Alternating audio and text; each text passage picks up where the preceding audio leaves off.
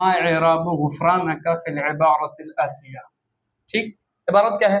غفرانک الحمدللہ الذی اذھب عنی الاذی وعافانی.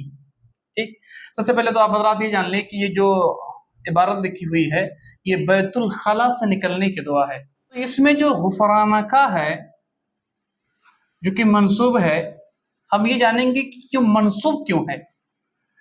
ٹھیک، آج کا موضوع بحث یہی ہے. ٹھیک ہے، تو اس کے منصوب ہونے کی جو وجہ ہے وہ یہ ہے کہ یہاں ایک فعل مقدر ہے، وہ فعل ہے اطلبو. ٹھیک، اطلب غفرانک، یعنی اے اللہ میں تیری بخشش طلب کرتا ہوں. ٹھیک، تو چونکہ غفرانک اطلبو فعل مقدر کا مفعول بہ ہے، اسی لیے یہ حالت نصبی میں ہے. چونکہ مفعول بہ جو ہوتا ہے وہ حالت نصبی میں ہوتا ہے. ترجمہ کیا ہوگا؟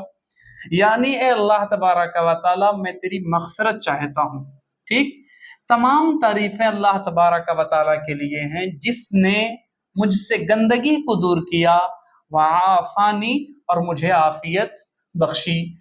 تو یہ رہی آج کی بات کہ یہاں جو غفرانک ہے یہ اطلب فعل محذوف کا مفعول بہ واقع ہے. ٹھیک، اور چونکہ مفعول بہ جو ہوتا ہے وہ حالت نصبی میں ہوتا ہے، اس لیے غفرانک حالت نصبی میں ہے.